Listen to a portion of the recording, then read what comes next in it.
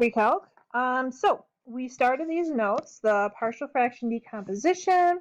We did example 1, where it was just kind of to show you what we're going to be doing. And then I started with one type where its denominator has non-repeated linear factors. So now we're going to do one additional problem, kind of similar to number 2. This will be example 3. And we're going to decompose x all over x squared minus 5x plus 6. And if you look at the denominator of that, we can factor that. So this is the same thing as x all over x minus 3 times x minus 2. All right, and what we're going to do is rewrite this as the sum of two fractions, a over the one denominator, x minus 3, plus b all over the other part of the denominator, x minus 2. And what we need to do is we need to solve for a and b. What I'm going to do is I'm going to solve this problem exactly like the last problem, where we had to equate the coefficients together. And then I'm going to show you an alternate way. The alternate way is much shorter. However, it doesn't always work. So I'm going to show you both. The first way always works. Second way sometimes works. And you hope that it does because it's a lot quicker. So what we're going to do is exactly like what we did in the last example. We're going to start by clearing the fraction. Clear the fraction. And so when we do that, we're going to multiply by the x minus 3 and x minus 2. Okay, so we're going to take this whole thing and we're going to multiply this whole thing by x minus 3, x minus 2. When you multiply the first term by that, obviously everything cancels except for the numerator, you get x. For the second term, x minus 3's are going to cancel. You're left with a times x minus 2. And then for the third one, you multiply by, and the x minus 2's cancel. You're left with b times x minus 3. So we cleared the fraction, nice and easy. B, we're going to group like terms.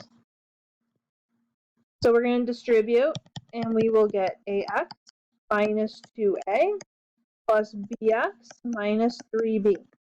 And I'm going to group them together. So the x's together and the letters without any x's. So we've got ax plus bx. And then we have the negative 2a minus 3b. And then from here, in the first parenthesis, we can factor out an x. So we're going to have a plus b times x. All right, and then the second parenthesis, we can't really do anything. It's just going to be negative 2a minus 3b. And this all equals x. What we're going to do is we're going to think of this as x to the first plus 0x to the 0. Because 0x to the 0 is the same thing, it's just adding 0. And we have a plus b times x to the first. And then we have negative 2a minus 3b times x to the 0. Because times 1 is the same thing, so it won't affect it at all. And then from here, we're going to equate our coefficients. All right, so step C is we're going to equate our coefficients. And so we have a coefficient of 1 here in front of x to the first, and we have a coefficient of a plus b over here. So a plus b is going to equal 1. And then for the x to the zeros, we're going to end up with negative 2a minus 3b is equal to 0. And then from here, we're going to do a system. All right. So what I'm going to do is, since this is a negative 2a, I'm going to multiply this equation by positive 2 so that I have a 2a plus 2b equals 2 times 1, you'll get 2. Add those together, the a's cancel out. You're left with negative b equals 2. B is going to end up being negative 2, or by negative 1. So we got b is equal to negative 2. And then we just got to plug it back in. I'm going to plug it into the a plus b equals 1. So a plus negative 2 equals 1. A is going to have to be 3.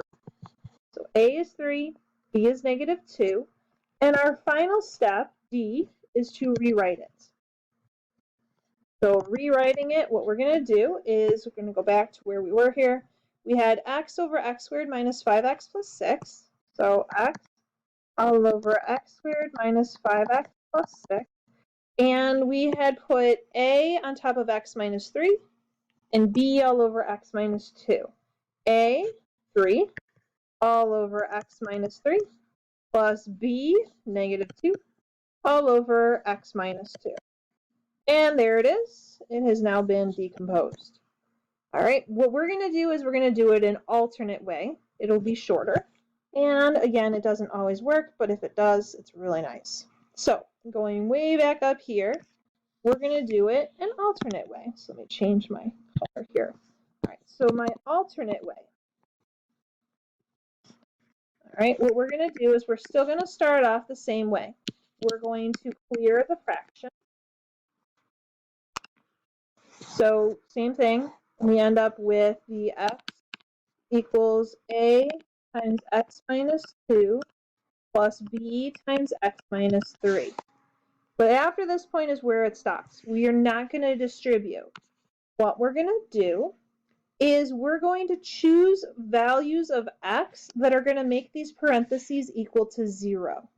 So in this problem, we're going to let x equal 2, because obviously 2 minus 2 is 0, and we're going to let x equal 3, because in this parenthesis, 3 minus 3 would become 0. All right, so if we let x equal 2, and we plug it in up here, we're going to get 2 equals 2 minus 2, which is 0 times a, so that's gone. I'm not even going to write it. And then I would have 2 minus 3, which is negative 1 times b. So I'd end up with negative 1b equals 2. I can solve that really easily for b, and I get b equals negative 2, which is exactly what I got doing it the long way. And if you let x equal 3, you're going to have 3 equals 3 minus 2 is 1, so you have 1a. And then in the second set, 3 minus 3 becomes 0 times b, the b's gone. So you get 1a equals 3, or just a equals 3, which is what we had said originally in the first time doing it. And then once you're all set, you rewrite. Right? You're going to rewrite it. So we've got the x all over x squared minus 5x plus 6 equals a all over x minus 3. So in this case, 3 all over x minus 3. And then plus b, negative 2 all over x minus 2. All right.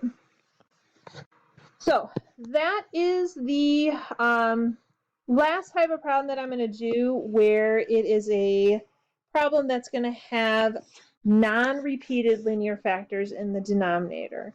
The next video we do, the denominator will have repeated linear factors, so things that are duplicated, like maybe x minus 1 and another x minus 1.